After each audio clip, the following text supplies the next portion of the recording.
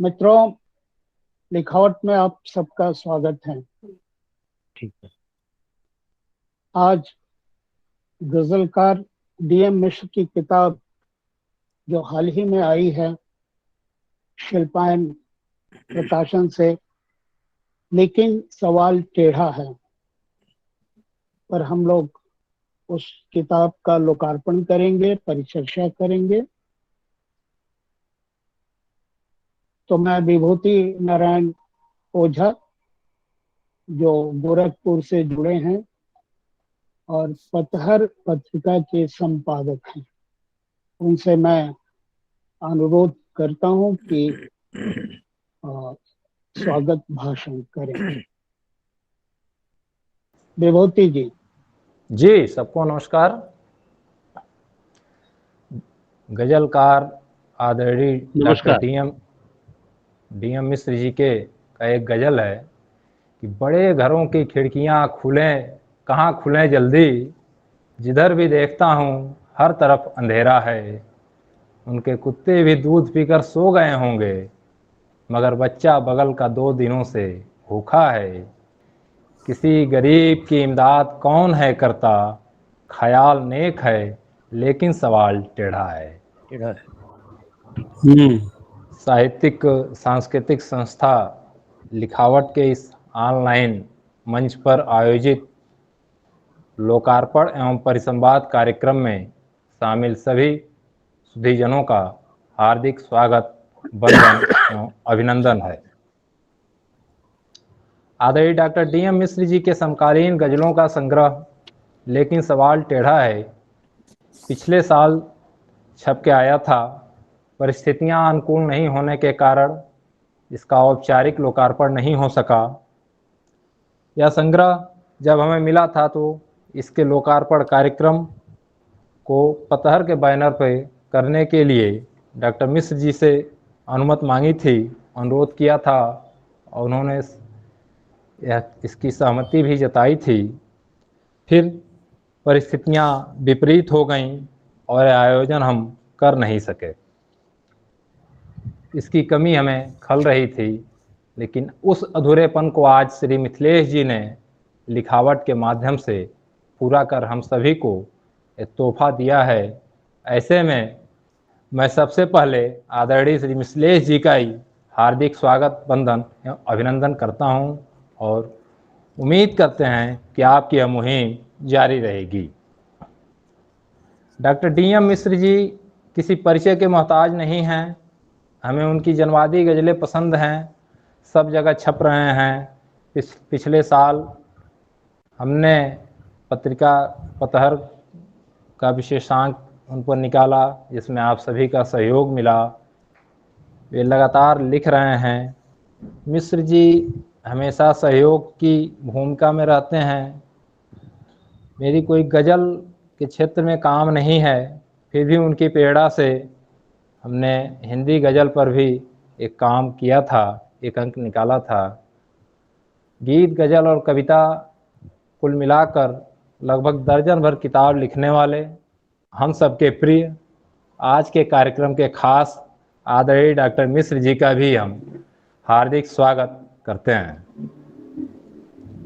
लोकार्पण एवं परिसंवाद कार्यक्रम में उपस्थित श्रेष्ठ आदरणीय श्री जीवन सिंह जी, जो अलवर से हैं, आपने अपना कीमती समय इस आयोजन के लिए दिया।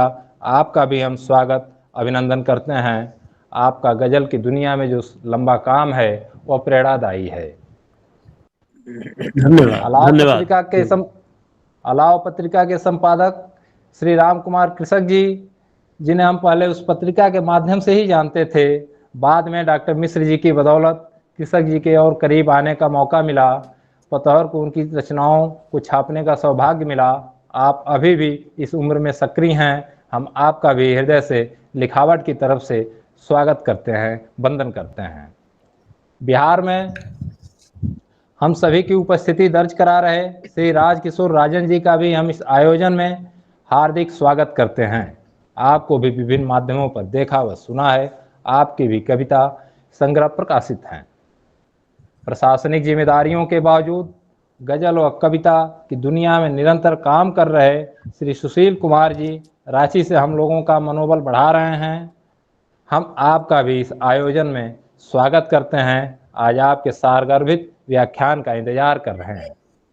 पिछले ही महीने आपकी लिखी पुस्तक हिंदी गजल का आत्मसंघर्ष आई है। लिखावट की तरफ से आपका भी स्वागत है, वंदन है, अभिनंदन है। स्वागत के क्रम में वैसे तो हमें उपस्थित सभी अतिथियों का भरपूर स्नेह सहयोग मिलता है रहा है। बावजूद हम श्री कौशल किशोर जी का आज इस अवसर पर केवल स्वागत ही नहीं बल्कि आभार भी व्यक्त करते हैं कि आपके अपनत्व ने हमें यहाँ तक पहुँचाया है। कोरोना काल में भी आपने लगातार साहित्य को जिया। पतहर व लिखावट के विकास यात्रा में आपका महत्वपूर्ण योगदान है। आप जसम के कार्यकारी अध्यक्ष के साथ साथ रेवांत पत्रिका के प्रधान संपादक भी हैं। फिलहाल लेकिन सवाल टेढ़ा है पुस्तक के लोकार्पण व परिसंवाद कार्यक्रम में हम आप आदरणीय का भी स्वागत करते हैं। आज इस आयोजन में विभिन्न माध्यमों से जुड़ रहे, देख रहे, सुन रहे सुधीजनों का भी इस मंच से हम स्वागत, वंदन व अभिनंदन करते हैं। तो आइए अब बिना विलंब के, जब हमारे बीच उपस्थित इतने विद्वान वक्ता उपस्थित हैं तो इनसे गजल की दुनिया को जानने समझने का अवसर मिल रहा है, तो इसका लाभ उठाएं। एक बार फिर से सभी का स्वागत, वंदन एवं अभिनंदन। नमस्कार, धन्यवाद। धन्यवाद विभूति, आपने सबका परिचय भी कराया। तो हम लोग परिचर्चा में जाने के पहले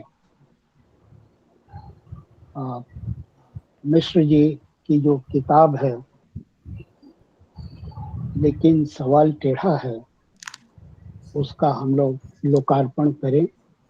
और लोकार्पण की वही परंपरागत रिवाज जो है वैसा ही होगा। हम डीएम मिश्र की यह किताब लेकिन सवाल टेढ़ा है का हम लोकार्पण, अगर आप लोगों के पास है तो आप लोग किताब को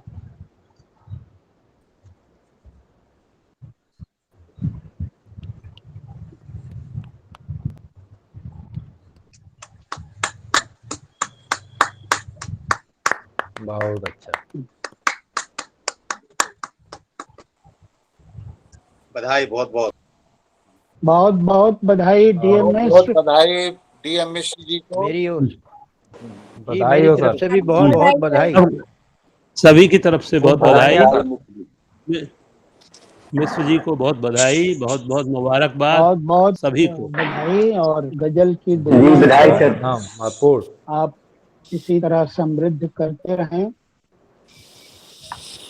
और हमें और तमाम दुनिया की तरफ ले जाएं, हाशिए और वंचित और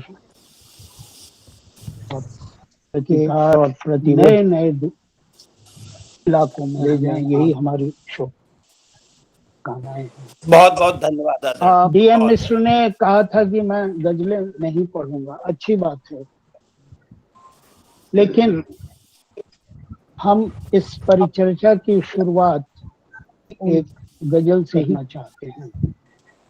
तो डीएम मिश्र से मैं अनुरोध करूंगा कि एक गजल का पाठ यहाँ करें और उसके बाद कौशल किशोर इस परिचर्चा का संचालन करेंगे। मैं डीएम मिश्र से चाहता हूं कि एक लिखावट के पाठकों, श्रोताओं, दर्शकों के लिए एक गजल पढ़ें और हम लोगों के लिए भी। तो डीएम मिश्र जी, आपसे जी आपका स्वागत है जी, और अनुरोध है। जी आदरणीय, जैसा आदेश। एक छोटी सी गजल के कुछ सुनाता हूँ कि बोलने से लोग घबराने लगे, बोलने से लोग घबराने लगे हैं, सोचकर नुकसान डर जाने लगे। बोलने से लोग घबराने लगे हैं, सोचकर नुकसान डर जाने लगे हैं, और पीठ पीछे खूब दम भरते रहे, पीठ पीछे खूब दम भरते रहे, सामने आने से कतराने लगे। पीठ पीछे खूब दम भरते रहे, सामने आने से कतराने लगे। बहुत कल खूब। तलब देखें कि कल तलब जो लोग मेरे साथ थे, कल तलब जो लोग मेरे साथ थे, क्या हुआ जो आज बेगाने हुए, क्या हुआ वाह जो आज वाह बेगाने हुए। शेर देखो सर कि दर्द पी जाना हमें भी आ गया। सुशील कुमार जी, दर्द पी जाना हमें भी आ गया, आ गया। चोट खाकर हम भी मुस्काने लगे, चोट खाकर हम लगे, हम्म, दर्द पीना हमें भी आया, चोट खाकर हम भी मुस्काने लगे। एक शेर सुने आदरणीय जीवन सिंह जी। वस्त्र जी रोटी इरशाद। और घर सबको मिले, वस्त्र रोटी और घर सबको मिले, सबको मिले। ख्वाब क्या क्या आज का आने लगे। ये वाह आपके व्यंग से जोड़ रहा हूँ। वाह वाह और वाह घर सबको मिले, वाह। ख्वाब क्या क्या आज आने लगे, ख्वाब क्या बहुत क्या आज बहुत अच्छा। आने लगे। हम इस शेर पर गौर करेंगे कृषक जी। इस चमन में जी सिर्फ पीले स्वागत है। फूल हों, इस चमन में सिर्फ पीले फूल हों, इस चमन में सिर्फ पीले फूल हों, ऐसे भी फरमान अब आने लगे। इस चमन वाह में वाह सिर्फ वाह पीले फूल हों, ऐसे भी फरमान अब आने लगे। और आखिर जिनके चेहरे पर हजारों दाग हैं, जिनके चेहरे पर हजारों दाग हैं, आईना लोगों को दिखलाने के चेहरे पर क्या हजारों बात है, दाग क्या बात है। हैं, आईना लोगों को बहुत दिखलाने वाह के वाह, बहुत बहुत बधाई। बहुत बहुत अच्छा, बोलने बढ़िया। बहुत लगे, बहुत सोचकर नुकसान लगे। बहुत अच्छा। बहुत बहुत बधाई आपको। धन्यवाद डीएम मिश्र जी। और अब मैं परिचर्चा में उपस्थित सभी मित्रों का स्वागत करता हूं और मित्र कवि कौशल किशोर को आमंत्रित करता हूं कि इस परिचर्चा का संचालन करें। स्वागत स्वागत। और धन्यवाद। मैं चाहता हूं कि जी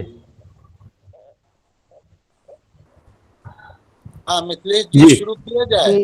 हाँ, मैं चाहता हूं कि इस आयोजन को डीएम मिश्र के लिए यादगार बना दिया जाए। वाह वाह, क्या बात। हाँ, बहुत धन्यवाद। कौशल किशोर। जी धन्यवाद मिथिलेश जी। एक तो मेरा सभी मित्रों से आग्रह है, निवेदन है कि वे अपने माइक को साइलेंट मोड में डाल दें, तो ताकि ये जो ध्वनि और प्रतिध्वनि हो रही है वो और अनडिस्टर्ब तरीके से यह हम लोग संवाद को जारी रख सकें। तो ये मेरा निवेदन है।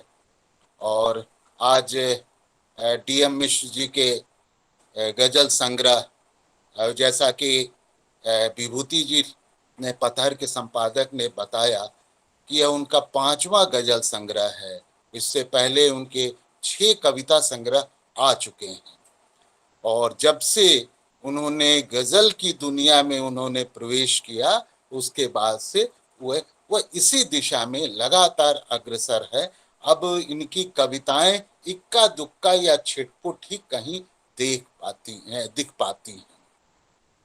तो इसके पहले उनका गजल संग्रह आईना दर आईना, वो पता ढूंढे हमारा, और ये दोनों संग्रह का लोकार्पण लखनऊ में जन संस्कृति मंच और रेवांत की ओर से हुआ। आईना दर आईना की भूमिका संजीव कुमार जो कथाकार, मशहूर कथाकार हैं, उन्होंने उसकी भूमिका ब्लर्ब्स लिखा था और कृषक जी ने वो पता ढूंढे हमारा, और इससे नए गजल संग्रह की भूमिका डॉक्टर जीवन सिंह जी ने लिखी है। जब हम गजल पर बात करते हैं तो दुष्यंत और अदम हमारे सामने आते हैं। वैसे तो देखा जाए तो भारतेंदु के समय से ही हिंदी में गजलें लिखी जाती रही हैं, लेकिन दुष्यंत के बाद, अब जैसे कि दुष्यंत कहते हैं, जिसे मैं ओढ़ता बिछाता हूं वही गजल आपको सुनाता हूं। तो जो गजल की पूरी भूमि जमीन बदलती है, एक सामाजिक चेतना, व्यवस्था विरोध, सामाजिक सरोकार का सवाल, एक गजलकार के लिए आधुनिक भावबोध, यह जरूरी होता। और इस तरह से एक यथार्थवादी गजल की परंपरा की शुरुआत होती है, जो अदम के पास आकर के और जमीनी आधार ग्रहण करती है, और वह बगावत का तेवर, विरोध का तेवर, प्रतिरोध का तेवर लेकर के अदम आते हैं। उसी परंपरा को, उसी से सीखते समझते डीएम मिश्र जी की गजलें भी हैं, जैसे आईना दर आईना। तो मुझे तो बार बार ये लगता है कि वे आईना दिखाते हैं, और ये गजलें स्वयं में आईने की तरह है, जिसमें हम अपने को देख सकते हैं, अपने समाज को देख सकते हैं, इस दुनिया को देख सकते हैं, अपने गांव किसानी, अगल बगल वातावरण, जनजीवन को देख सकते हैं। तो मुझे लगता है कि ये गजलें एक आईने की तरह हैं, और जैसे, और इनकी गजलों की जो खूबसूरती है कि फूल का तोड़ा गया, टहनियां चुप रही, पेड़ काटा गया, बस इसी बात पर आप सोच सकते हैं कि कितनी गहरी बातें भी गजलों के माध्यम से कही जा सकती है, कि फूल तोड़ा गया, टहनियां चुप रही, पेड़ काटा गया, बस इसी बात पर। तो ये है, और एक उम्मीद, हमेशा एक उम्मीद इनकी गजलों में है। और जैसे इस लेकिन सवाल टेढ़ा है का की शुरुआत ही ये करते हैं, देखिए, हवा खिलाफ है लेकिन दिए जलाता हूं, हवा खिलाफ है लेकिन दिए जलाता हूं, हजार मुश्किलें हैं फिर भी मुस्कुराता हूं, और सलाम आंधिया करती हैं मेरे जज्बों को, एक दिया बुझ गया तो दूसरा जलाता हूं। तो ये एक दिया बुझ गया तो दूसरा जलाता हूं, तो वह जो परंपरा है, संघर्ष की परंपरा है, वह लगातार बनी रहे, इस दिशा में इनकी कोशिश है। और कहते हैं कि रास्ता यूं मेरा, अंतिम गजल के शेर हैं कि रास्ता यूं मेरा ढलान में है, हौसला फिर भी आसमान में है। तो ये हमारे डीएम मिश्र हैं, जिनके अंदर हौसला है, उम्मीद है, संघर्षशीलता है, और उतना ही उत्साह है। जो लोग भी उनके संपर्क में हैं उन्हें पता है। तो आज मैं इस मंच से, लिखावट के मंच से, क्योंकि लिखावट कविता का मंच है, और कविता पाठ, एकल कविता पाठ, समूह कविता पाठ, साहित्यिक पत्रकारिता पर हम लोगों ने परिचर्चा की, परिसंवाद किए, और आज एक नई शुरुआत लिखावट के मंच से हो रही है। वह है विमोचन कार्यक्रम का, लोकार्पण कार्यक्रम, और उस पर परिचर्चा का। तो यह शुरुआत हम डीएम मिश्र जी से के गजल संग्रह लेकिन सवाल टेढ़ा है शुरू कर रहे हैं। और हमारे चार आज हमारे वक्ता हैं, सुशील कुमार जी हैं, राजकिशोर राजन जी हैं, डॉक्टर जीवन सिंह हैं, और हम सब लोगों के आदरणीय राम कुमार कृषक जी हैं। और आज के कार्यक्रम की अध्यक्षता कृषक जी ही करेंगे। तो जैसा कि मिथिलेश जी ने शुरू में ही कहा कि एक समय सीमा हम लोगों के सामने रहे, और एक आत्मानुशासन से हम लोगों के, क्योंकि हम लोग चाहेंगे कि इस परिचर्चा के कार्यक्रम को हम लोग 1 घंटे में समाप्त करें, और आधा घंटा तो अभी बीत चुका है, 1 घंटा के आसपास हम लोग इसे ले चलें। तो सबसे पहले मैं सुशील कुमार जी को आमंत्रित करता हूं, जो लगातार गजलों पर काम कर रहे हैं, लिख रहे हैं, और अभी हाल में उनकी गजल पर एक आलोचनात्मक कृति आने वाली है। तो मैं उस कृति के लिए भी उन्हें बधाई देता हूं और सुशील कुमार जी को आमंत्रित करता हूं, एक कवि आलोचक सुशील कुमार जी। धन्यवाद सर। लिखावट मंच पर आप सभी गुरुजनों का और मित्रजनों का स्वागत है। मैं आभार व्यक्त करता हूं। मेरी आवाज आपको साफ सुनाई पड़ रही होगी। देखिए, डीएम मिश्र जी की यह किताब जो है गजल की, लेकिन सवाल टेढ़ा है, जिसका आज विमोचन हुआ है। इसकी गजल संख्या 2 को मैंने अपने किताब का मुख्य पत्र बनाया है। मुख्य पत्र इसलिए बनाया है क्योंकि गजल संख्या 2 में लिखते हैं ये, अब ये गजलें मिजाज बदलेंगी, बेईमानों का राज बदलेंगी, दूर तक प्यार का स्वर गूंजेगा, गजलें रस्मों रिवाज बदलेंगी, जिसमें इंसानियत की बात न हो, गजलें ऐसा समाज बदलेंगी, दीन दुखियों का वक्त आएगा, गजलें बंदा नवाज बदलेंगी।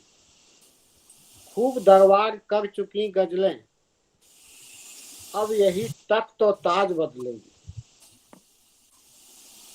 मैंने लेकिन सवाल टेढ़ा है कि इस गजल को इसलिए लिया क्योंकि कुछ ही लोग हैं हिंदी गजलों में जो सच्चे जनवादी गजलगो हैं और बहुत ही ईमानदारी से काम कर रहे हैं। अदम और दुष्यंत ने सिर्फ 52 गजलें लिखी थी अपने जीवन काल में, और अदम साहब ने लगभग 200 गजलें लिखी थी। डीएम मिश्र साहब ने अब तक 400 गजलें लिखी है। हमारा इनसे वर्षों का रिश्ता है। मैंने इनसे कहा था कि जब आप जनवादी गजलें लिखना छोड़ दीजिएगा या कलावाद की ओर मुड़ जाइएगा तो हमारा आपसे संबंध खत्म हो जाएगा। मुझे बहुत खुशी है कि यह निरंतर गजल के जनपथ पर आगे बढ़ रहे हैं।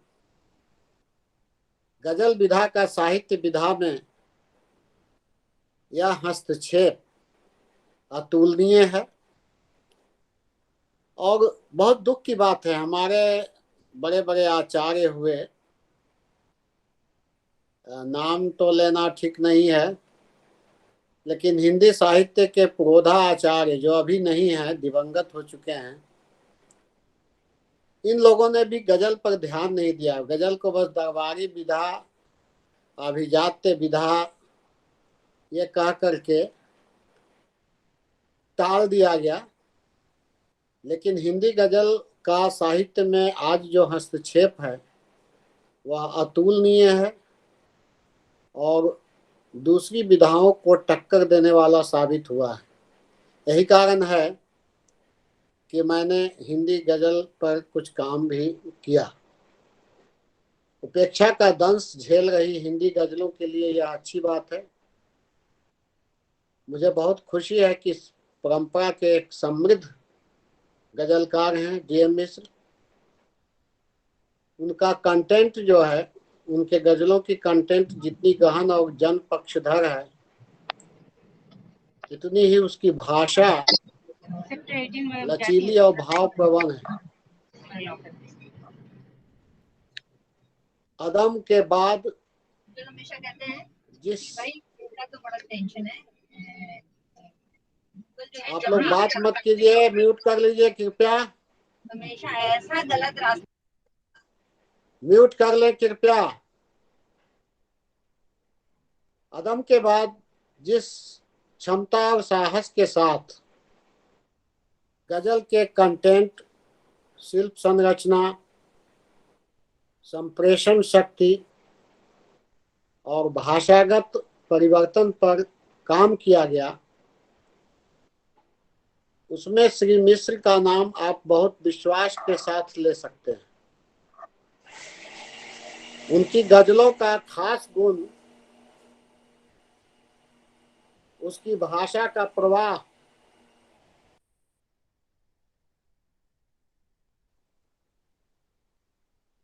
उनकी गजलों का खास गुण उनकी रवानगी का खास गुण उनकी रवानगी। रवानगी से मेरा मतलब गजल के अंदर जो फ्लो है, प्रवाह है, जो गजल भाषा के बोलचाल की भाषा के काफी करीब होने के कारण लक्षित होता है।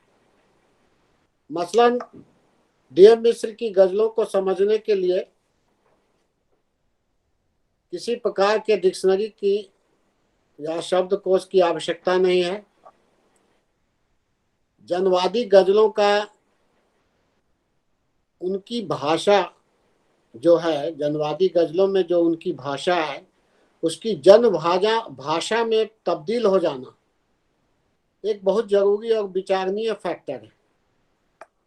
जनवादी भाषा की सहजता और रवानगी में उसके उत्कृष्ट कंटेंट को देखने के लिए आप डीएम मिश्र की कोई भी गजल ले लीजिए,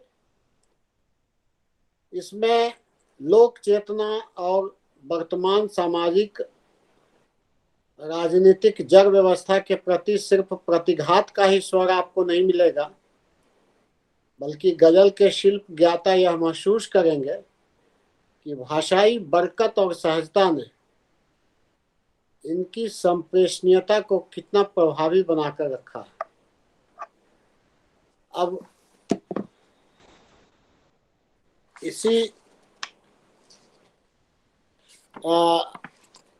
ये कि कुछ शेर या कुछ गजल है। अब तो टाइम तो उतना है नहीं कि गजलों के बारे में उतना विस्तार से बात किया जाए, लेकिन जैसे देखिए बहुत सिंपल सा 91 नंबर में लिखते हैं, लेकिन टेरा है, सवाल टेरा है में, क्या जमाना आ गया है यारों, चोर दीवान बने बैठे, देश का लुट रहा खजाना है, आप दरबान बने बैठे हैं, जिनको होना था जेल खानों में वो ही सुल्तान बने बैठे हैं। मैं डीएम मिश्र की कोई कुछ खास गजलों को चुनकर पेश करना नहीं चाहता, बल्कि आप कहीं से भी उठा लीजिए। मनरेगा की मजूरी कहाँ चली गई, सुखिया को हैरान देखकर आया हूं, या और भी है, प्यार भावना तक, प्यार मुझको भावना तक ले गया, भावना को बंदना तक ले गया, रूप आंखों ने किसी का यूं बसा, अश्रु को आराधना तक ले गया। या फिर अगर राजा हुआ सन की तो क्या, अगर राजा हुआ सन की तो क्या होगा रियाया का, सरों को काट कर लाशों पे बुलडोजर चला देगा, गरीबों की मदद के शोर में डूबे रहेंगे हम, कोई धनवान झोपड़ियों पे बुलडोजर चला देगा। आप महसूस करेंगे कि इनकी जनवादी गजलों का जो स्वरूप है, जो प्रतिमान है, वह बिल्कुल जमीनी स्तर से उठ करके आता है। और आज जब जनवादी गजलों के नाम पर जनवादी गजल लिखने वाले तथाकथित इसमें ब्रैकेट में जोड़ देंगे तो ठीक रहेगा, जो जिनका श्रम संस्कृति से कोई लेना देना नहीं है और जो मानव श्रम के ऊपर कोई बात नहीं करते, जैसे कि डीएम मिश्र करते हैं कि बोझ धान का लेकर वो जब हौले हौले चलती है, कान की बाली धान की बाली कान की बाली दोनों संग संग बजती है। बोझ धान का लेकर वो जब हौले हौले चलती है, धान की बाली कान की बाली दोनों संग संग बजती है। तो आप देखिए इन शेरों में क्या है, इसमें अभिजात्य सौंदर्य दृष्टि नहीं है, बिल्कुल असली जो है वो जनवादी सौंदर्य दृष्टि है। कहने का मतलब है कि जब आलोचक किसी गजलकार की समीक्षा करता है तो उसमें उनका ध्यान आलोच्य वस्तु पर होनी चाहिए, संस्तुतियों पे ज्यादा नहीं होनी चाहिए। दुष्यंत और अदम राम कुमार कृषक जी हैं, मैं पढ़ रहा था लेकिन सवाल टेढ़ा है का बहुत ही अच्छा विश्लेषण डॉक्टर जीवन सिंह जी, जो हमारे समीक्षा में हमने उनसे बहुत कुछ सीखा भी है, उन्होंने भी बहुत सुघड़ तरीके से इस बात को उठाई है।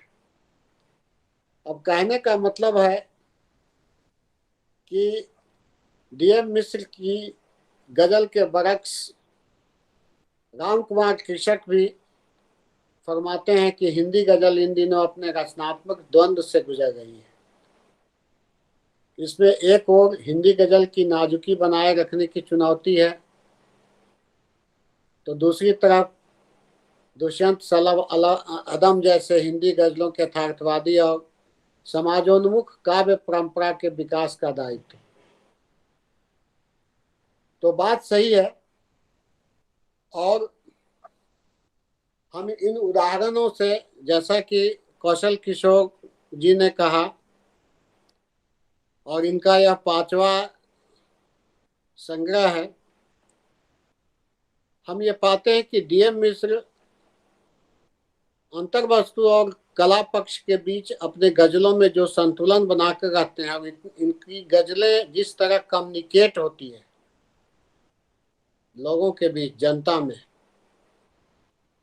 कि उससे साफ पता चलता है कि डीएम मिश्र ने अपनी गजलों की जमीन को दुष्यंत अदम परंपरा की भावभूमि पर तैयार किया है और भरसक उसका निर्वहन किया है।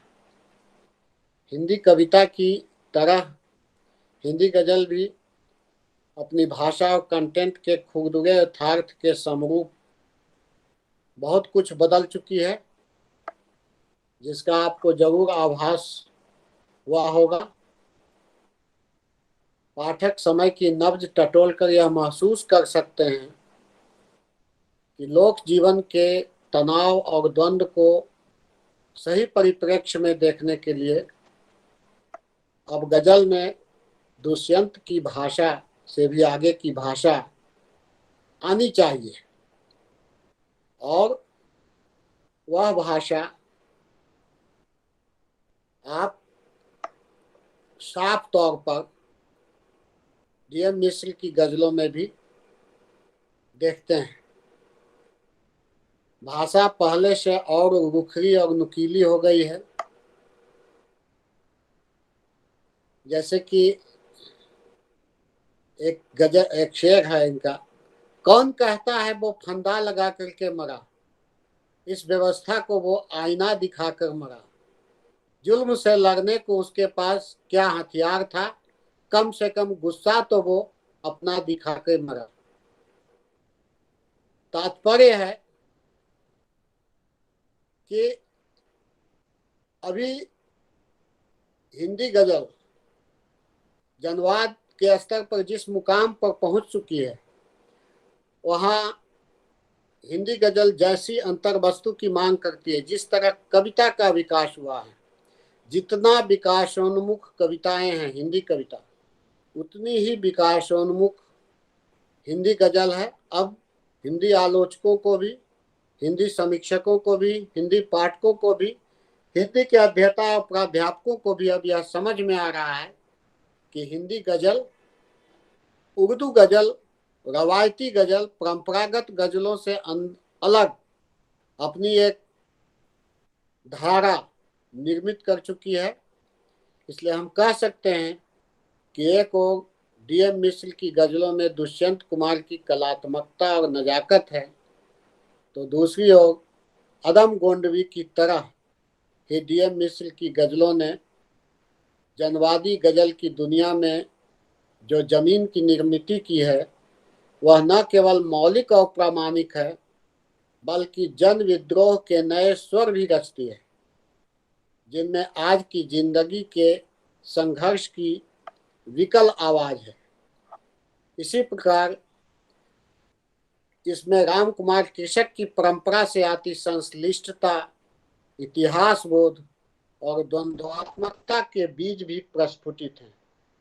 अतः कहा जा सकता है कि डीएम मिश्र की गजलें दुष्यंत, अदम और कृषक की एक त्रिवेणी है, जिसमें पाठकों को तीनों रुचि संस्कार का आस्वाद मिलता है। उस दृष्टि से लेकिन सवाल टेढ़ा है, गजल संग्रह को देखना, आंकना, परखना चाहिए, मुझे ऐसा लगता है। मुझे आशा ही नहीं, पूर्ण विश्वास है कि यह गजल संग्रह पाठकों को, जनवादी चेतना, लोकवादी चेतना के पाठकों को पसंद आएगा। मैं ज़्यादा समय नहीं लेते हुए अपना वक्तव्य समाप्त करता हूँ। सभी सुधीजनों का बहुत बहुत नमस्कार, हार्दिक बधाई, और डीएम मिश्र जी को विशेष रूप से हार्दिक बधाई। धन्यवाद। सुशील कुमार जी, आपको बहुत बहुत धन्यवाद। आपने दुष्यंत, अदम और कृषक, और इसके साथ इनसे जुड़ते भी हैं और इनसे लेते हुए कैसे अपनी जमीन तैयार करते हैं डीएम मिश्र, एक पूरी इस स्थापना, आपकी स्थापना है। और देखिए भी इन्हीं की पंक्ति है कि जैसी रोटी हम खाते हैं वैसी ही गजल गाते हैं, कि जैसी रोटी हम खाते हैं वैसी ही गजल गाते हैं, कथरी गुदरी के बिस्तर में क्या क्या ख्वाब सुहाने आते हैं। तुम छंद बहर साधो अपनी, तुम छंद बहर साधो अपनी, हम अपनी व्यथा सुनाते हैं। दुख पीछा करता रहता है, हम आगे बढ़ते जाते हैं, हम आगे बढ़ते जाते हैं। तो हम भी आगे बढ़ते हैं। और अब मैं आमंत्रित करता हूं कवि, लेखक, रचनाकार राजकिशोर राजन जी का। और कई आपके संग्रह है, और अभी हाल में एक नया संग्रह आया है, और जिसकी कविताएं काफी चर्चित भी हैं, और जो जो हमें अपने जीवन, जमीन के करीब ले जाती हैं वो कविताएं। तो मैं राजकिशोर राजन जी को आमंत्रित करता हूं कि इस परिचर्चा को आगे बढ़ाएं। राजकिशोर राजन जी।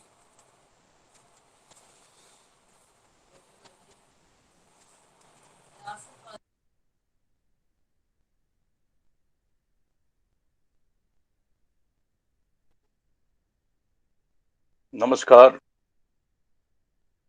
आदरणीय मिथिलेश श्रीवास्तव जी, जीवन सिंह जी, राम कुमार कृषक जी, कौशल किशोर जी, सुशील कुमार भाई और विभूति नारायण गोचा।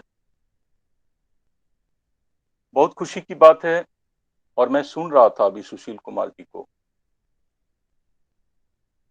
इससे पहले कौशल किशोर जी ने संक्षिप्त मगर महत्वपूर्ण बात कही। डॉक्टर डीएम मिश्र की गजलों की 5 किताब प्रकाशित हैं और हिंदी कविता में भी उन्होंने काफी काम किया है। मैं उनके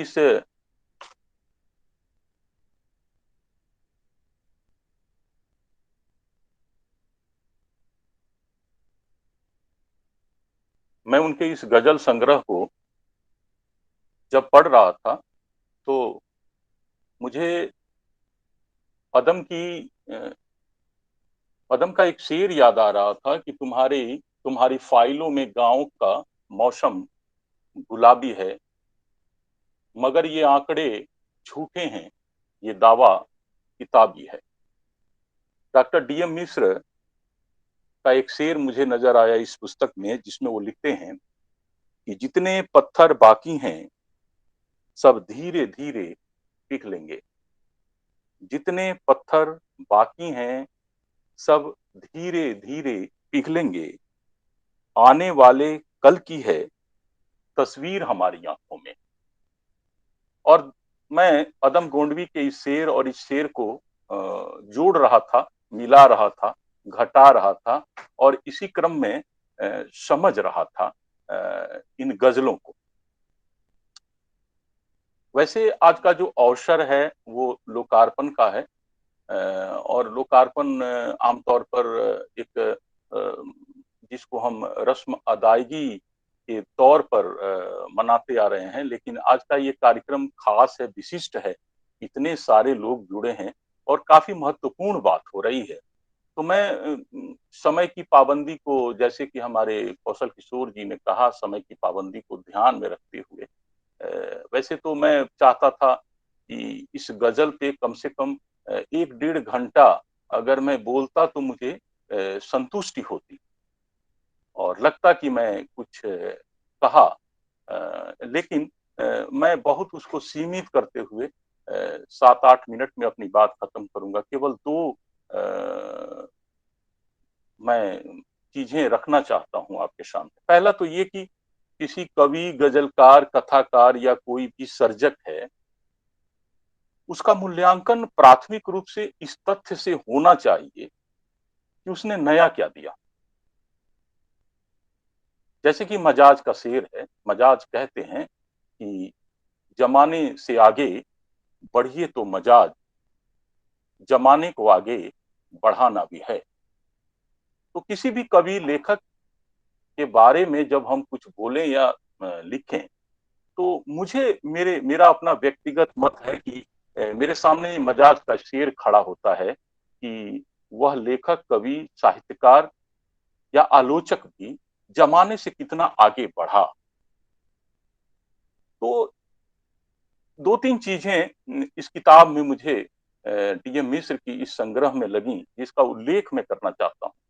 मैं पहले ही बोल दिया हूं कि कम से कम 1-1.5 घंटा होता तो मैं अपनी बात को कम से कम आप तक पहुंचा पाता, लगभग जैसा कि मैं चाहता था। लेकिन सबसे पहली बात है कि जो हिंदी गजल की जो परंपरा है, उर्दू गजल की परंपरा काफी ऐश्वर्यशाली है, काफी मजबूत है, इसमें 2 मत नहीं।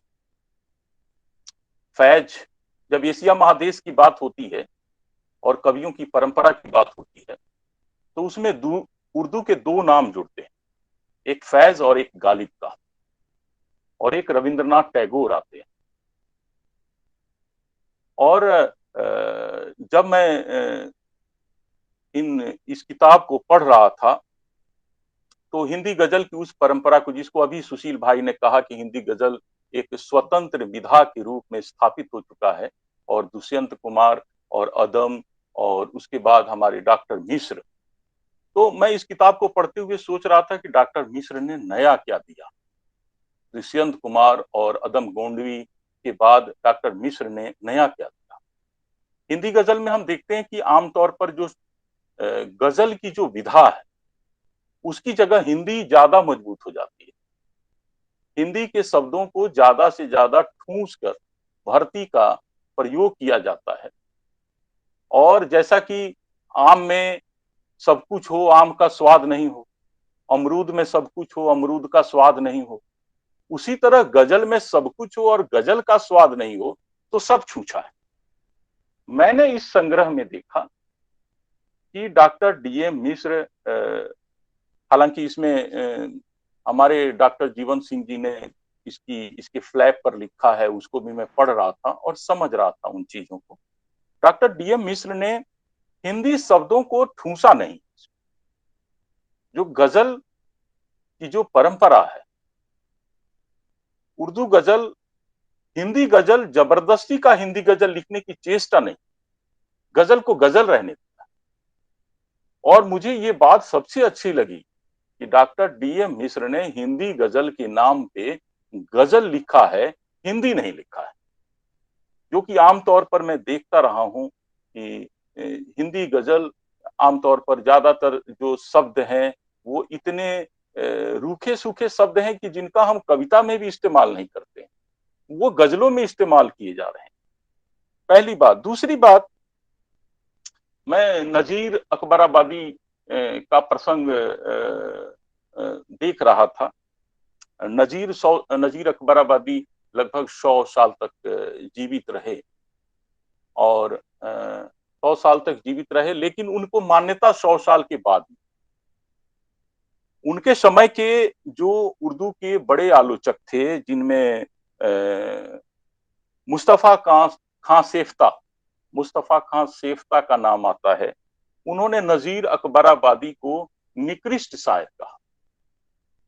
बहुत ही और नजीर अकबराबादी के बारे में उनके जीवन में किसी ने लिखा भी नहीं, किसी ने तवज्जो नहीं दी, किसी ने ध्यान नहीं दिया। जबकि नजीर साहब को इस भारत देश में 100 साल की उम्र मिली थी, और 100 साल कम नहीं होता है किसी लेखक को कि उसके बारे में उसके जो समय के आलोचक लिखें। और 100 साल के बाद जब नजीर अकबराबादी को हम चिन्हने लगे, जानने लगे, पहचानने लगे, उन पर थोड़ा काम हुआ। हालांकि अभी भी वो काम जो है काफी कम है, लेकिन नजीर साहब की सबसे बड़ी खासियत है कि जो कविता या गजलों की जो परंपरा है, उसमें साधारण नहीं, असाधारण के प्रति हमारा हमेशा झुकाव रहा है। हम उसकी खोज करते हैं कि असाधारण कौन सा है।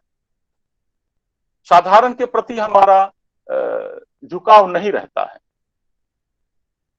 और हम देखते हैं कि नजीर अकबराबादी साधारण के शायर थे, असाधारण के नहीं। और यही बात आज नजीर अकबराबादी को एक बड़ा शायर बनाती है, जिसको उस समय लगभग 100 साल तक आलोचकों ने अनदेखा किया। आज वही शायर नजीर अकबराबादी, साधारण बहर का शायर, साधारण लोगों का शायर, आज हमारा बड़ा शायर है। मैं इन दोनों बातों को इसलिए कह रहा हूं कि डॉक्टर डीएम मिश्र की जो गजलों में जो चाकचिक्य नहीं, वो जो एक गजलों में एक रवायती जो चमत्कार होता है कि जिसको लोग पढ़ते ही वाह वाह आहा करने लगते हैं, वो वाह वाह और आह आह वाले गजलकार नहीं, वो अदम के उस परंपरा के गजलकार हैं जिनको पढ़ने के लिए, समझने के लिए आह आह और वाह वाह से आगे जाना पड़ेगा। और साथ ही असाधारण के प्रति हमारा जो आकर्षण है, उससे भी आगे जाना पड़ेगा। तीसरी बात जो मैं कहना चाह रहा था डॉक्टर डीएम मिश्र के बारे में, कि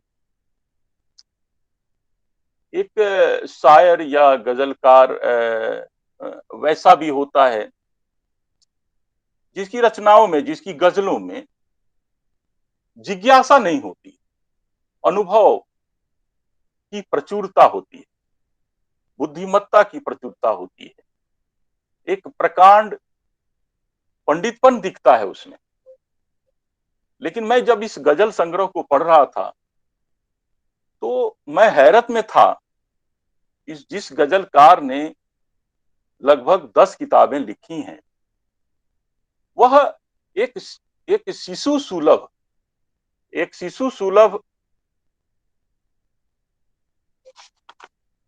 एक शिशु सुलभ व्यक्तित्व के रूप में हमारे सामने आता है।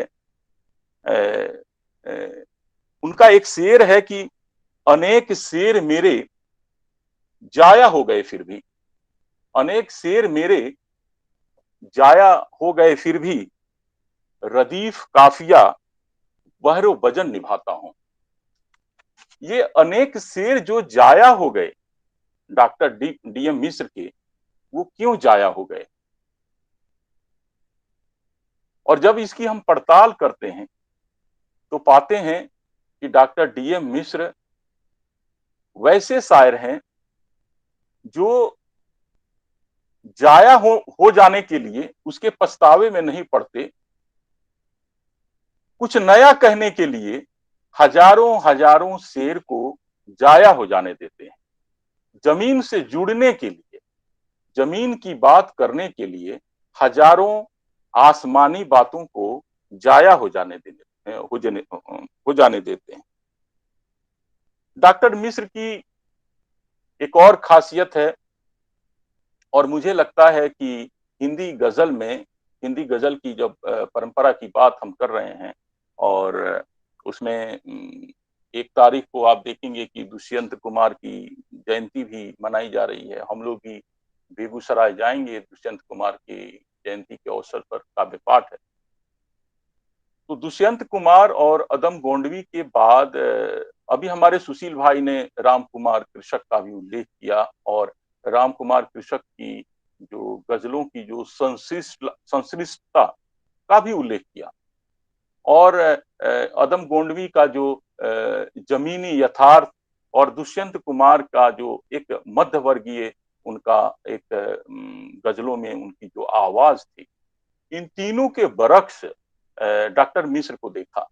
मैंने भी अपनी दृष्टि से 3-4 जो मेरे महत्वपूर्ण जिस ढंग से मैं डॉक्टर मिश्र को समझ पा रहा था, उसमें देखा हूं।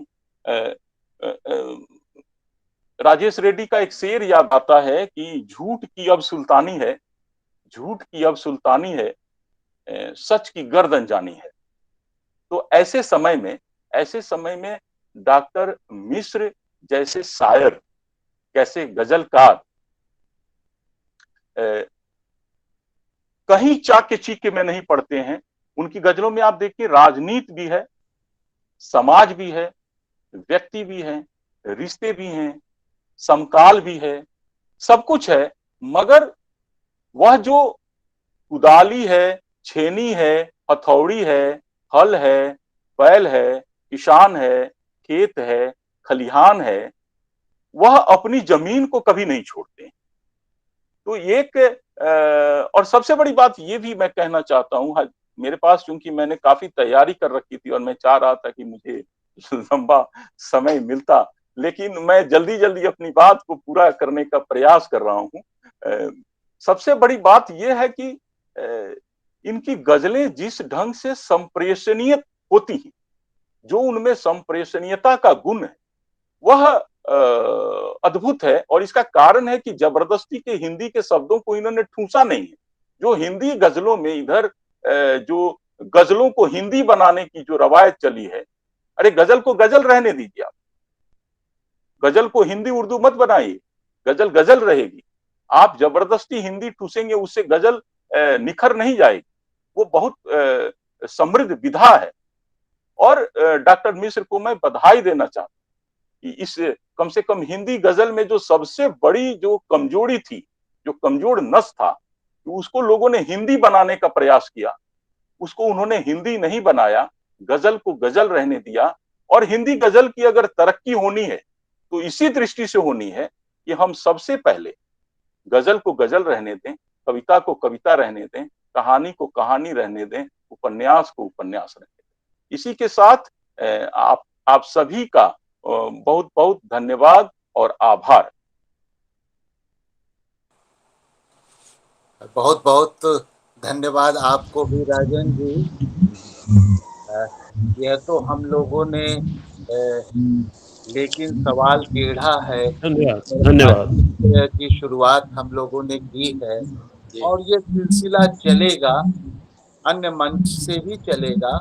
और एक अच्छी बात ये है कि आज हिंदी गजलों पर बात हो रही है। अब इसे हिंदी या उर्दू में नहीं बांटा जा रहा, बल्कि गजल है। इसे गजल की जो परंपरा है, गजल का जो अनुशासन है उसका जो ढांचा है, उसमें कैसे आधुनिक भावबोध और सामाजिक चेतना और हमारी ये जन जीवन से कैसे जुड़े, यह प्रश्न ज्यादा प्रमुखता से सामने आ रहा है। और डीएम मिश्र ऐसे ही गजलकार हैं कि इनकी गजलों को पढ़ते हुए हमें अदम भी याद आ जाते हैं कि देखिए, कहते हैं ना कि देश के हालात मेरे सब से बदतर हो गए, वो मवाली चोर डाकू थे, मिनिस्टर हो गए। अदम याद आ सकते हैं आपको। तो मैं अब इसी क्रम को आगे बढ़ाते हुए डॉक्टर जीवन सिंह जी को आमंत्रित करता हूँ। मैं बता दूं कि लखनऊ में जब वो पता ढूंढे हमारा का लोकार्पण हो रहा था, लोकार्पण समारोह में मुख्य वक्ता के रूप में डॉक्टर जीवन सिंह जी थे। और इस संग्रह की भूमिका या प्लग की टिप्पणी जीवन सिंह जी ने ही लिखी है। तो मैं जीवन सिंह जी को आमंत्रित करता हूँ। जीवन। धन्यवाद कौशल किशोर जी। लिखावट मंच के सभी साथियों, पदाधिकारियों का साधुवाद करते हुए मैं सभी प्रतिभागियों को नमस्कार करता हूँ। सभी जो यहाँ मौजूद हैं और जो सुन रहे हैं और जो वक्ता है मेरे साथ, उन सभी को अभिवादन करता हूँ, नमस्कार करता हूँ। और मिश्र जी को एक बार फिर बधाई देता हूँ। डॉक्टर डीएम मिश्र का जो यह 5वां गजल संग्रह है, इसका लोकार्पण हो रहा है। इस अवसर पर खास तौर से खुशी के मौके पर उनको बहुत बहुत मुबारकबाद। दरअसल बहुत बहुत धन्यवाद। अवध जो इलाका है वो अपने आप में एक गजल है। मैं अवध को ही गजल मानता हूँ। किस रूप में कि उसने बड़ी जबरदस्त तरीके से दो बड़े हृदयों को मिलाने का काम किया। बहुत पहले से गजल लिख रहा है।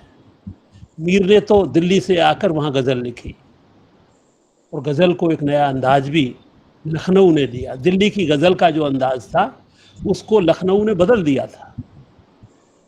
तो दरअसल अपने आप में जो इलाका गजल है, जिसमें हिंदुस्तानीपन सबसे ज़्यादा है, गजल का मेरा मतलब ये है इसमें हिंदुस्तानीपन बहुत ज़्यादा है। दूसरे में लखनऊ पहली बार दरअसल नहीं जाना हुआ। अयोध्या और उधर तो गया, लेकिन लखनऊ में पहली बार तभी गया जब वो पता ढूंढे हमारा का लोकार्पण हुआ और वहाँ मिश्र जी से मिलना हुआ, कौशल किशोर जी से मिलना हुआ और बहुत से साथियों से मिलना हुआ। और सबसे बड़ी बात ये रही कि कृषक जी के साथ में गया। राम कुमार कृषक जी मेरे साथ थे और मैं उनके साथ था। रेल में हम साथ साथ थे खूब, और होटल में साथ साथ थे, लखनऊ देखने में साथ साथ थे। तो दरअसल वो जो संस्कृति है वो अपने आप में, उसमें कोई दरार डाले वो अलग बात है, लेकिन वो अद्भुत है। क्योंकि वहाँ जो इमाम बाड़े को जिस तरह देखा, लखनऊ में रूमी दरवाजे को देखा, तो एक और वहाँ जहाँ जिस इलाके में गजल लिखने के मामले में मीर तो हुए ही, बाद में त्रिलोचन भी अवध के हुए, बाद में मजरू सुल्तानपुर के हुए। तेवर सुल्तानपुरी जिन्होंने इसमें लिखा है, इस गजल संग्रह में इसकी भूमिका उन्होंने लिखी है। मैंने तो फ्लैप पे लिखा है और बड़ी बहुत मतलब एक जोश के साथ उन्होंने लिखी है। तो ये जो अपने आप में एक परंपरा है, इसकी आज बड़ी जरूरत है। दरअसल मैं इसलिए ये कहना चाहता हूँ कि ये हिंदुस्तान का जो लोकतंत्र बना है, जो सेकुलर लोकतंत्र बना है, मिश्र जी की गजलें उस सेकुलर लोकतंत्र की रक्षा करती हैं, उसके पक्ष में खड़ी होती हैं। ये बहुत बड़ी बात है। आज सेकुलरिज्म के पक्ष में खड़ा होना बहुत मुश्किल हो गया है।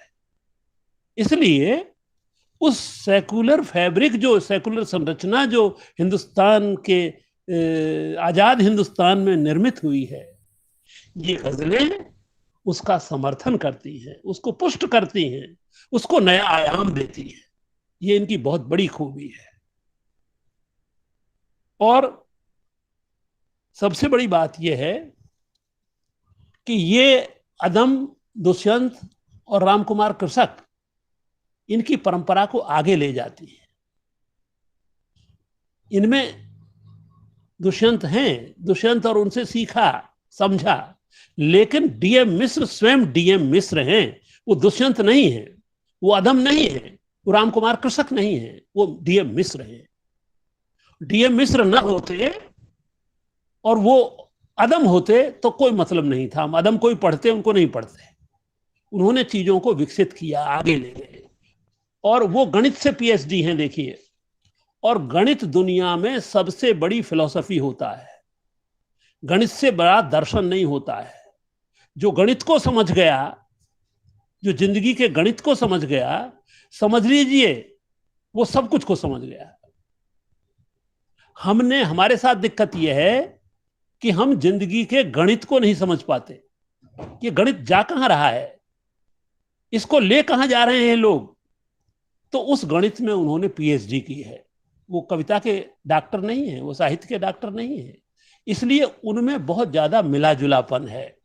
और ये मिला जुलापन जितना अधिक होगा मनुष्य में, उतना मनुष्य अपने से बाहर होगा। आत्म केंद्रिकता जो मनुष्य की है, आत्ममुग्धता जो मनुष्य की है, उस आत्ममुग्धता को कविता तोड़ती है, बाहर निकालती है। और फिर मनुष्य एक सामाजिक मनुष्य बन जाता है। हम कहते तो हैं सामाजिक प्राणी है मनुष्य, लेकिन वो है कहां। इस समय का जो वातावरण है दुनिया में, उसमें तो वो सामाजिक प्राणी तो नहीं रहा। कितना अलगाव हो गया है समाज से आदमी का कितना अलगाव हो गया। आप देखिए कितना अजनबीपन आ गया है। आदमी अपने घर में अपने भीतर ही रहना चाहता है, बाहर नहीं निकलना चाहता। तो ये जो गणित नया पैदा करती है गजल, कि उसको सामाजिक प्राणी बनाती है बार बार। तो एक तो क्या है, ये मिश्र जी की जो गजलें हैं वो हमको बार बार समाज की याद दिलाती हैं और उसके दुख दर्दों की याद दिलाती हैं। और देखिए, जो चीज दुख दर्द से जुड़ी हुई नहीं होती, खासतौर से कविता, उसका कोई मतलब नहीं है, उसका कोई मायना नहीं है। हम कोट तो करते हैं वाल्मीकि को कि भाई उन्होंने एक क्रौंच मिथुन के दुख से कविता को निकाल लिया अपने जमाने में, लेकिन उसका निर्वाह कितने लोग कर पाते हैं? निर्वाह नहीं कर पाते।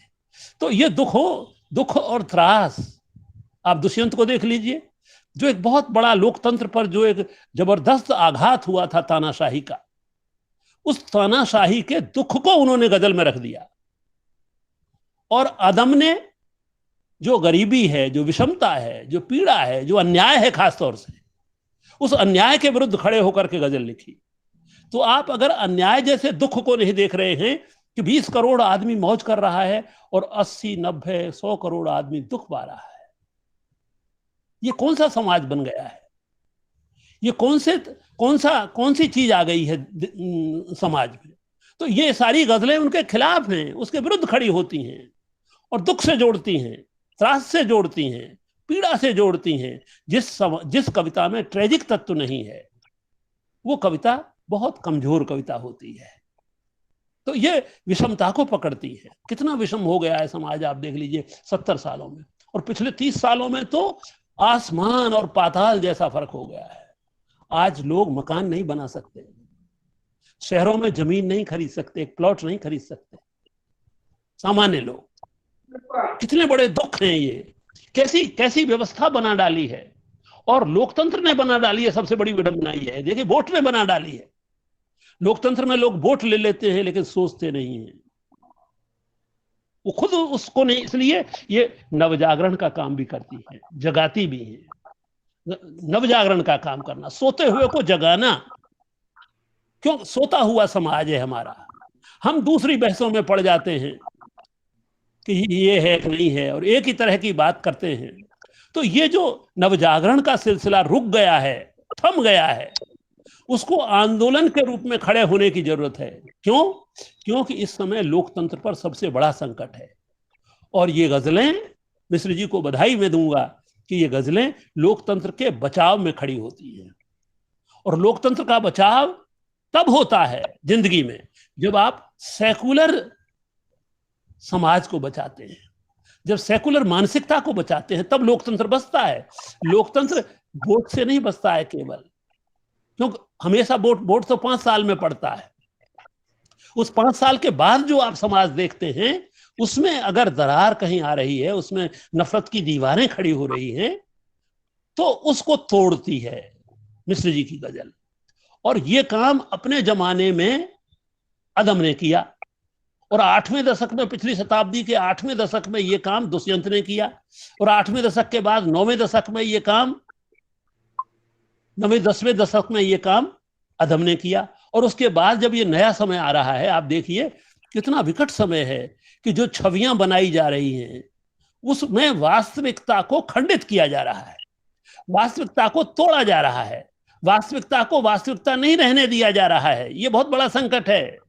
कैमरा, टेलीविजन, टेक्निक, ये सब वास्तविकता को खंडित करने में लगे हुए हैं।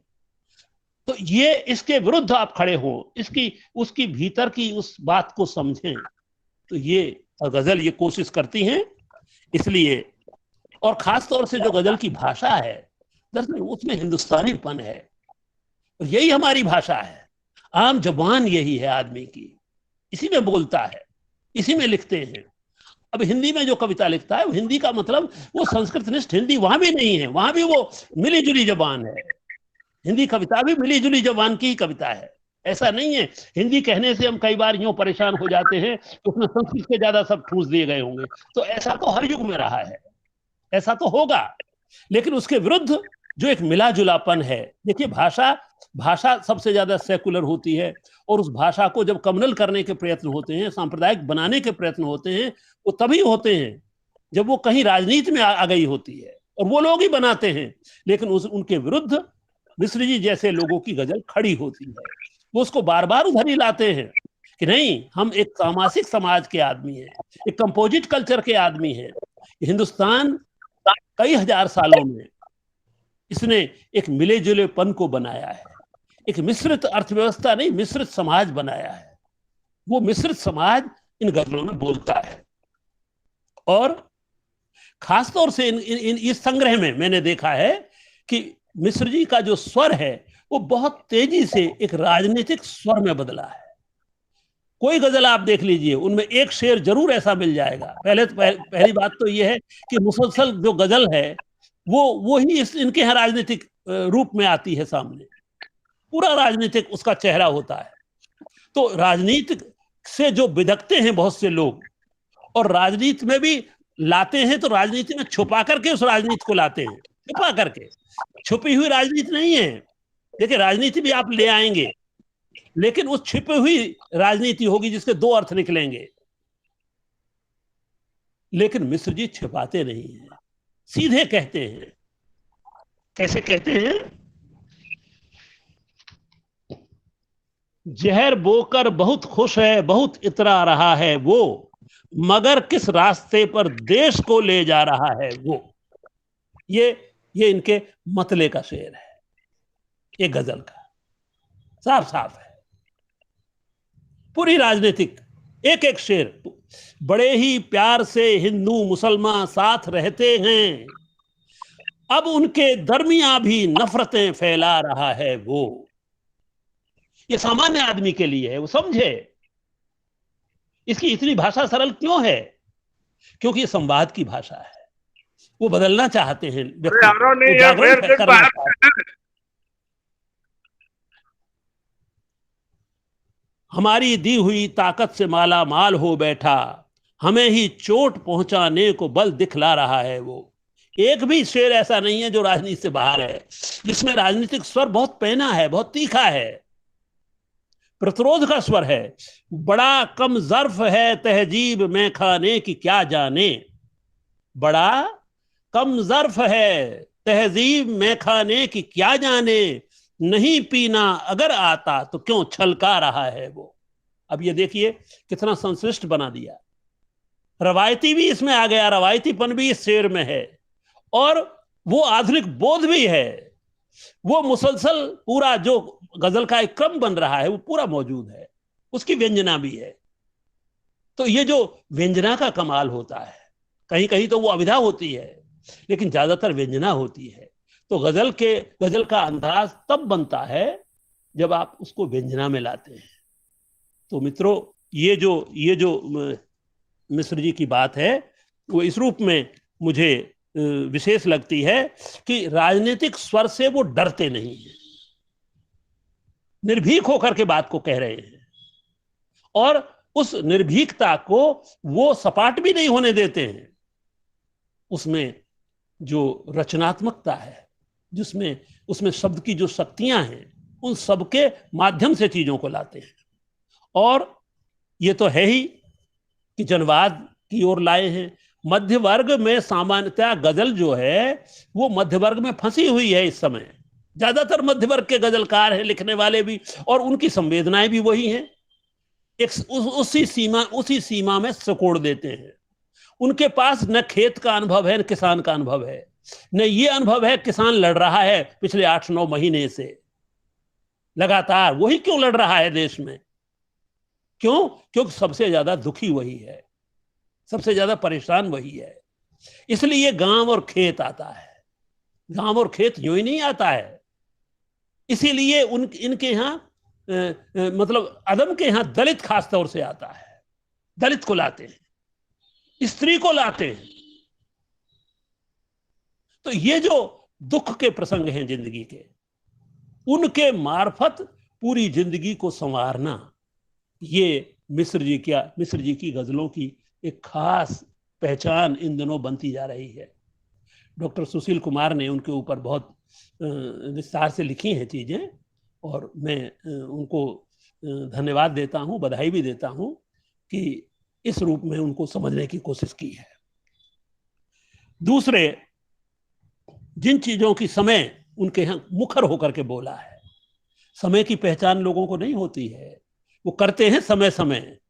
समय तब बोलता है जब आप अन्याय के खिलाफ बोलते हैं, जब आप अन्याय की बुनियाद को पकड़ लेते हैं, अन्याय के कंगूरों को नहीं, अन्याय की ऊपरी चीजों को नहीं, अन्याय को आप गर्दन से पकड़ते हैं, उसकी बुनियाद से पकड़ते हैं।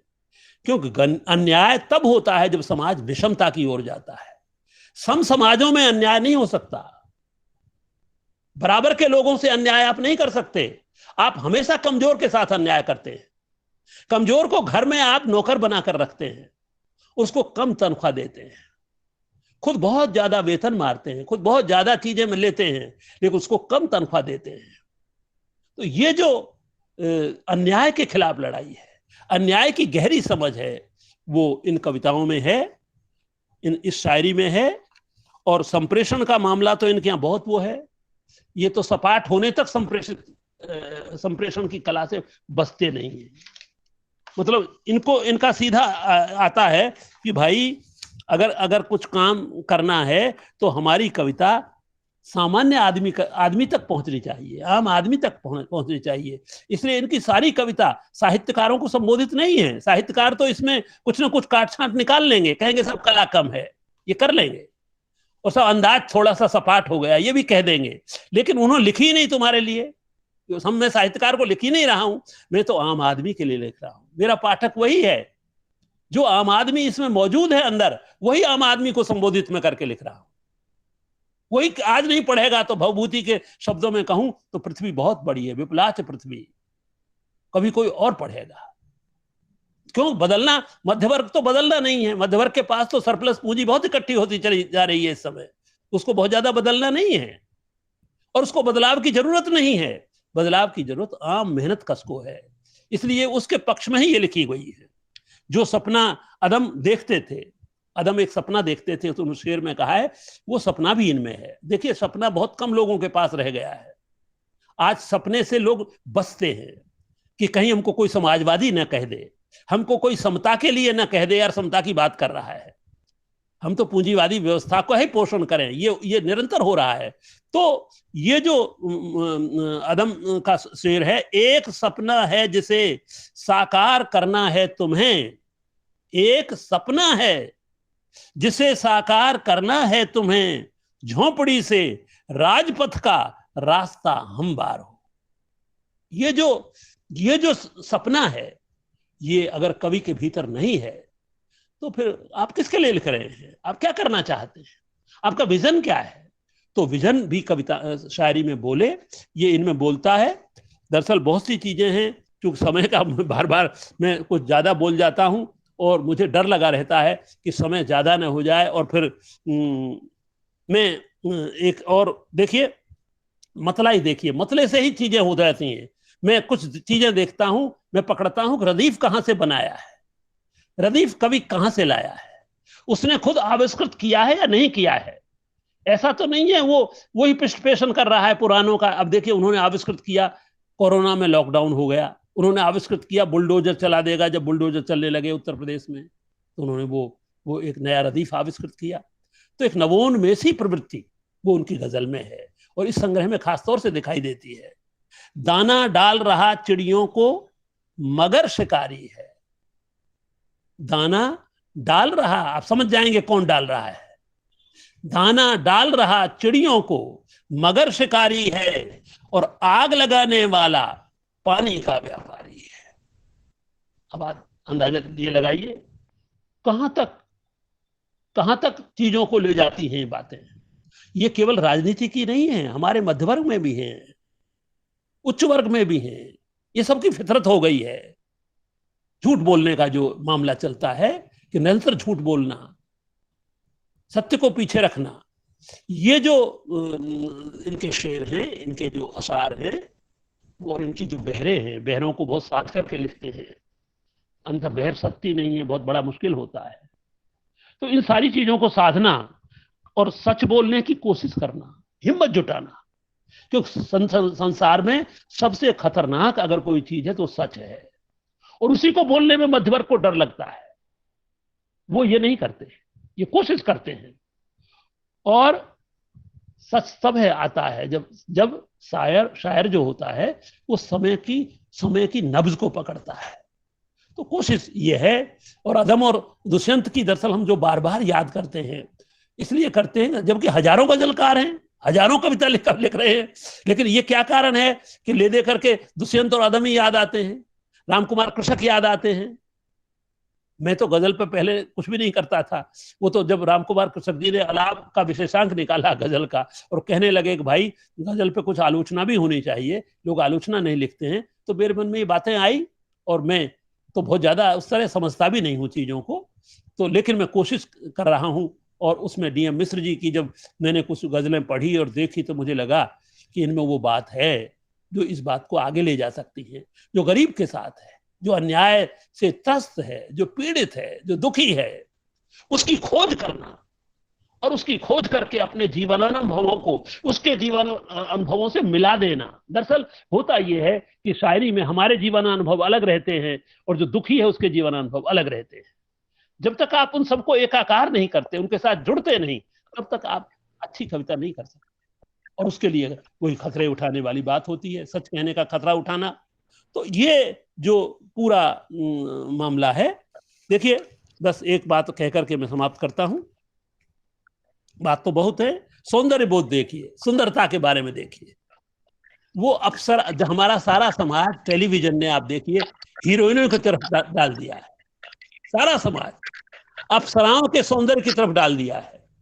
24 घंटे जो स्त्रियां दिखाई देती हैं टेलीविजन पर, आप देखिए वो कहां हैं। सीरियलों में देखिए स्त्रियों के साज सज्जा, आप देखिए अपने आसपास।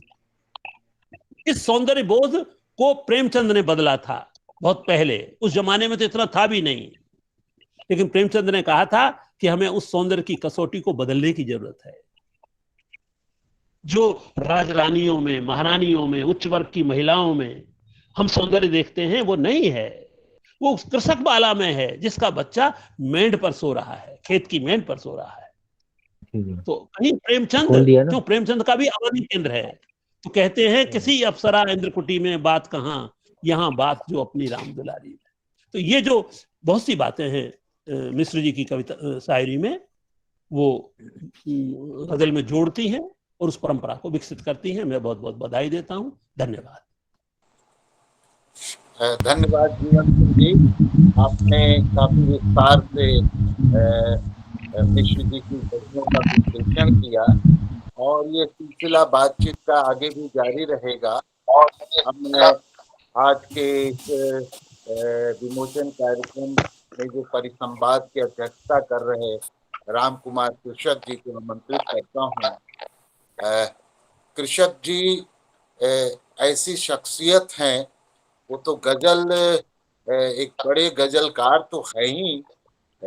दुष्यंत कुमार, अदम, जैसा कि हमारे सभी वक्ताओं ने इस बात को रेखांकित भी किया है, चिन्हित भी किया है, लेकिन जिस तरह से साहित्य चिंतकों और आलोचकों ने गजल को अपने चिंतन, साहित्य चिंतन और आलोचना से भी बाहर किया, उसके लिए जिन लोगों ने संघर्ष किया, उसमें कृषक जी और उनकी पत्रिका गुलाब, उसका गजल विशेषांक। आवाज नहीं आ रही आदरणीय।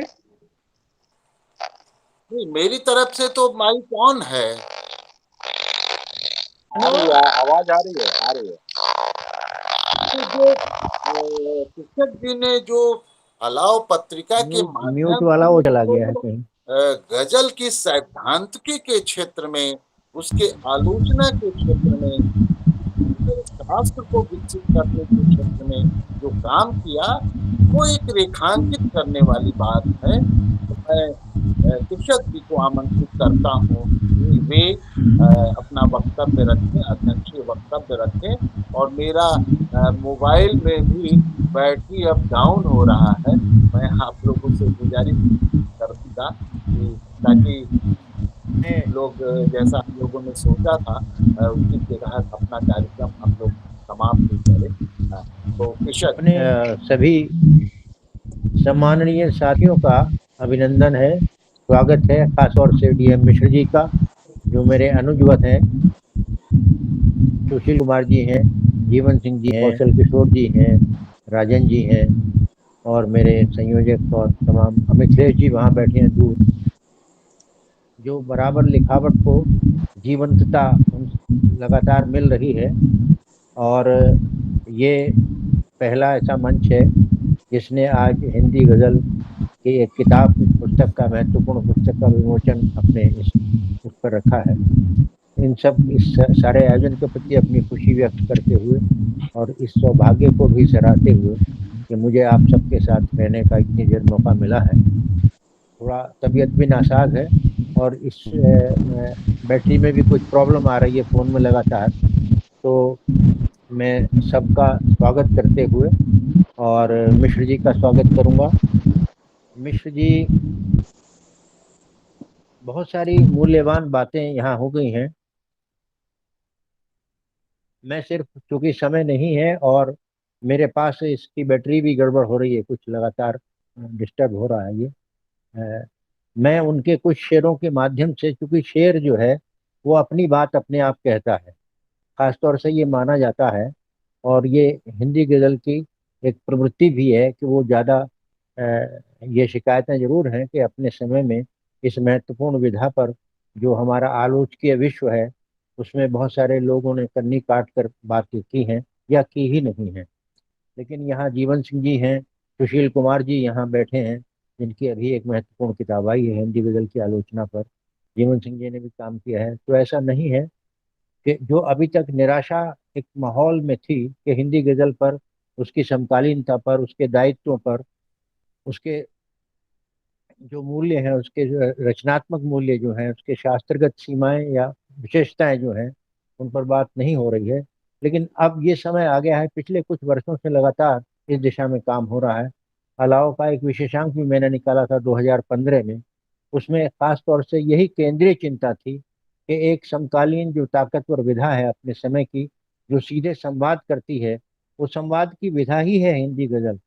अगर गज़ल के नाम पर हम कविता संवाद उसको कहें तो वो बिल्कुल ठीक है, होगा। तो जो इतनी सशक्त विधा है, जो जन सरोकारों के साथ जन संवाद भी करती है लगातार, उस पर बात क्यों कि आखिर नहीं हो रही है। अपनी जो पूरी हमारी हिंदी कविता की पूरी परंपरा को आप देखिए तो जन उसके केंद्र में है, जनवादिता उसके सरोकारों का मुख्य स्वर है।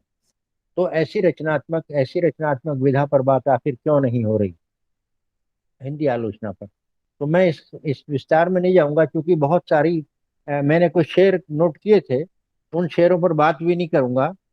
मैं एक बार फिर बधाई देते हुए उन शेरों को पढ़ना चाहूंगा। मैंने जैसा कि कहा, बहुत मूल्यवान बातें हो चुकी हैं और शेर अपनी बात अपने आप कहता है। तो मैंने कुछ शेर चुने थे कि उनके माध्यम से बात कहूंगा, लेकिन मैं उन शेरों को पढ़ना चाहता हूं ताकि वो शेर अपनी बात अपने आप कह सकें मिश्र जी के स्वरों में, शब्दों में।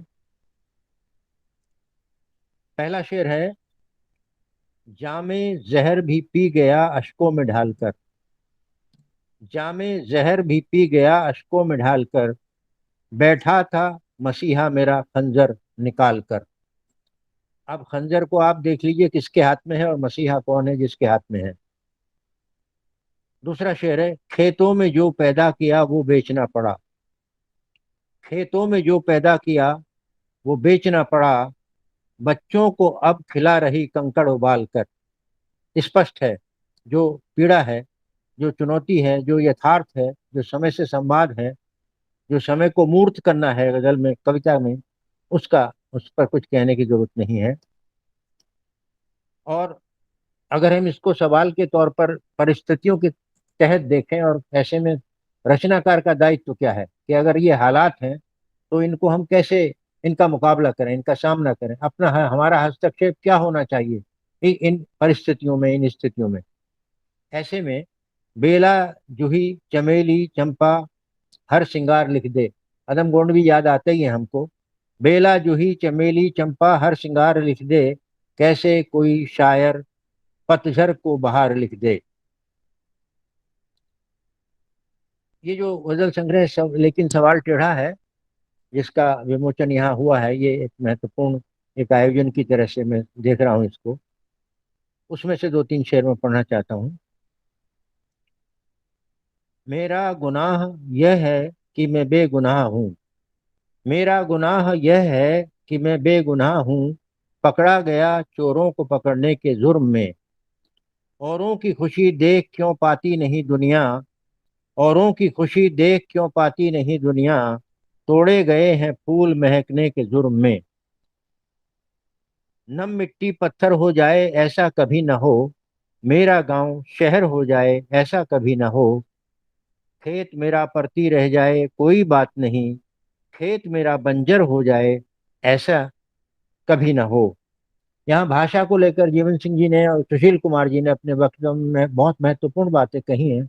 भाषा की जो अपनी दुनिया होती है, भाषा का जो अपनी जुबान होती है, भाषा की भी अपनी जुबान होती है, अपनी संवेदना होती है, अपना समय होता है। उसके साथ साथ भाषा परिवर्तित होती है, उसको न, करता है रचनाकार।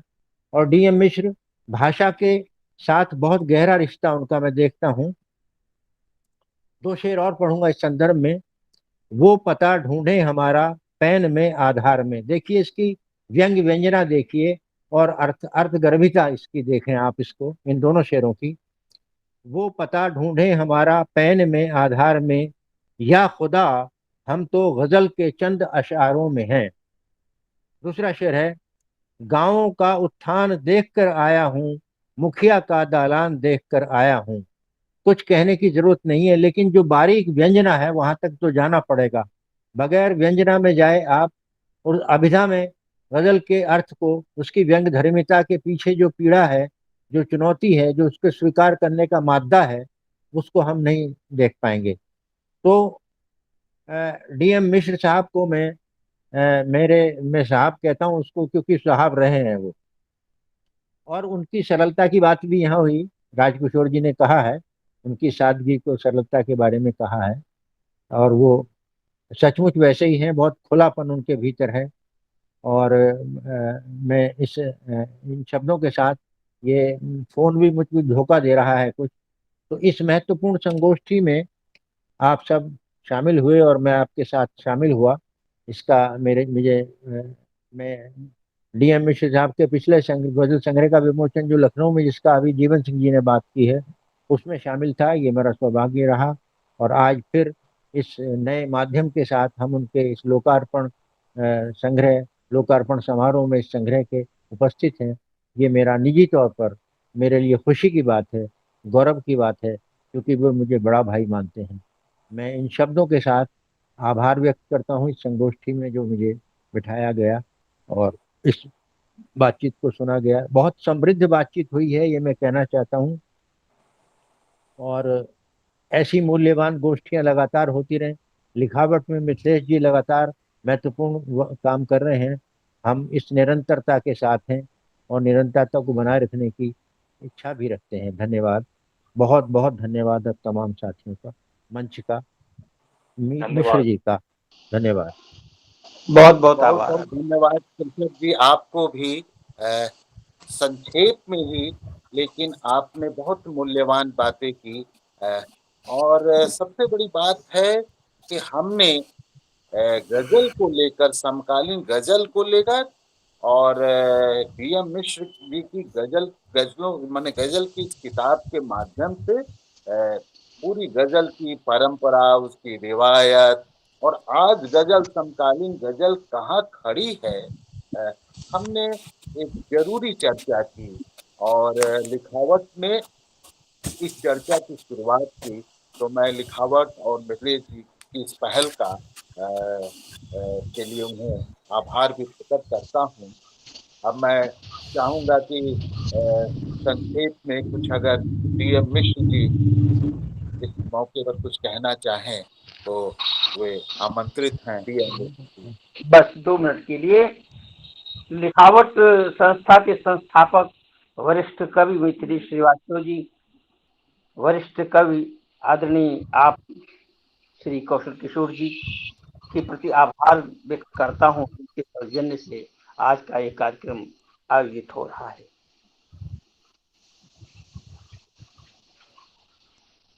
आदरणीय शिक्षक जी, आदरणीय जीवन सिंह जी, आदरणीय राजन जी, आदरणीय सुशील कुमार जी, आदरणीय आदरणीय हैं लेकिन हमारे बहुत छोटे भाई हैं विभूति नारायण ओझा जी, उन सब वो सब आए, इन सब के प्रति मैं बहुत बहुत आभार व्यक्त करता हूँ। और बड़ी संख्या में श्रोताए हैं, आते गए जाते गए, लेकिन बड़ी संख्या में लोग आए। दीपक चांदवानी जी गजल पर रिसर्च कर रहे हैं, वो भी आए हुए हैं। और नागेंद्र मिश्र मणि जी गजल बहुत अच्छी उनके पास में व्याकरण आचार्य हैं वो गजल के, वो भी उपस्थित रहे। बहुत अच्छा लगा, बहुत सारे लोग आए, पीपी सिंह आए, बहुत सारे लोग आए। मैं सबके प्रति अपना आभार व्यक्त करता हूँ। बहुत बहुत धन्यवाद। आपने मेरे जैसे बहुत मामूली के प्रति इतने जो शब्द कहे, सबके प्रति बहुत बहुत आभार। और बहुत कुछ सीखने के लिए उत्साह भी मुझे मिला हुआ है और मैं ये भी देखूंगा कि क्या क्या जो कमियां रही कैसे दूर हो जाएं। मैं बहुत बहुत धन्यवाद देता हूँ। कौशल किशोर जी आपका बहुत बहुत धन्यवाद। आपके आयोजन, आप न होते तो मेरी किसी किताब का प्रोग्राम न होता। नहीं होता। गजल की ताकत देखिए, किसी भी रचनाकार की अपनी रचना की ताकत होती है, वो बोलती है और वह उससे वो रचनाकार और रचना दूर तक जाती है। तो मैं आपकी जनसंस्कृति नहीं, लेकिन ठीक है, अभी हम लोग को समापन की तरफ बढ़ना चाहिए।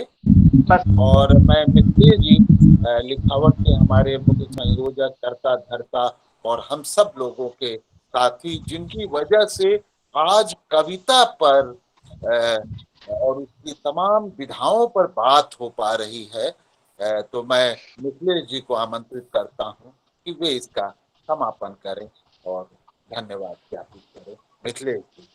धन्यवाद कौशल जी। विभूति नारायण ओझा ने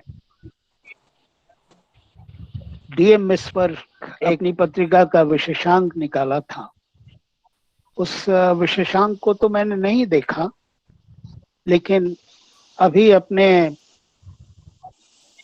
मित्र आलोचकों को सुनकर लग रहा है कि विभूति ने एक बहुत अच्छा काम किया होगा।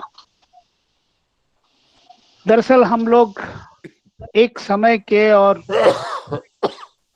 2-4 साल इधर उधर के हम लोग आगे पीछे के लोग हैं जो एक साथ रचना कर्म में हैं, कविता लिख रहे हैं, गजल लिख रहे हैं, कहानी लिख रहे हैं। हम लोग एक तरह से अपने समय को देखते भी हैं, लेकिन जो एक सामूहिक चेतना विकसित होती है समय को देखने की, सत्ता को देखने की, हाशिए और गरीब लोगों की पीड़ा को देखने की जो नजरिया होता है, वो नजरिया हमें सचेत भी करता है और समृद्ध भी करता है। समृद्ध करता है। डीएम मिश्र की गजलें मैंने पूरा तो नहीं पढ़े, सारा नहीं पढ़ा, कुछ पढ़ा तो मुझे अपने गांव की कुछ बातें याद आई कि वहां प्रतिरोध का रूप कैसा कैसा रूप मैंने देखा था बचपन में।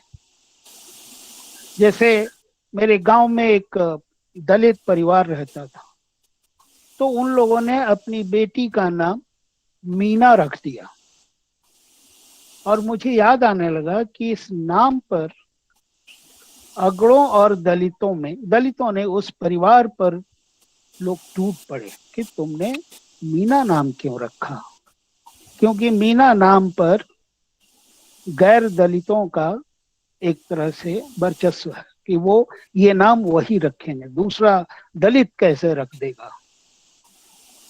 और वहां फिर जब खत्म हो गया तो मैंने पूछा, काका आपने क्यों नाम रख लिया, ये झंझट क्यों मोल लिया?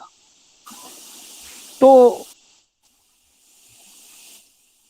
उस आदमी ने जो मुझे बताया, कहा कि यह नाम तो मैंने चिढ़ाने के लिए रखा है। तो चिढ़ाने के लिए अगर कोई नाम रखता है तो वो तो प्रतिरोध है।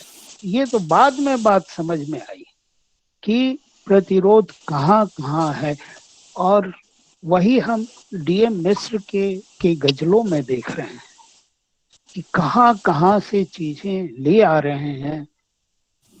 और तब मन होने लगता है कि डीएम मिश्र की दुनिया को जाने, दुनिया को समझे कि इनकी किन किन दुनियाओं में इनकी पैठ है। आदम गोंडवी का कई बार नाम लिया गया, लेकिन आदम गोंडवी जब मरे थे तो उन पर जितनी सामग्रियां आई मैंने पढ़ी, और उन सामग्रियों को, उन लेखों को पढ़ के एक बात समझ में आई कि आदम गोंडवी को हमने अपने समय में एक हाशिए पर धकेलने की कोशिश की थी। वो तो उनका जज्बा था जो अंत तक उनके साथ रहा, और वो समाज में बने रहे, लड़ते रहे और अपनी बात कहते रहे। मुझे लगता है कि हम सबका ये दायित्व है कि हम एक दूसरे का संबल बने और एक दूसरे को हाशिए पर धकेलने का विरोध करें, क्योंकि साहित्य में भी ऐसी शक्तियां हैं जो मध्यवर्गीय शक्तियों से भी काफी मजबूत हैं। तो उनके उस मैनेजमेंट स्किल का भी हमें विरोध करना है, और इस प्रोग्राम को हमने यूं ही नहीं रख लिया है मेरे कहने से या कौशल जी के कहने से।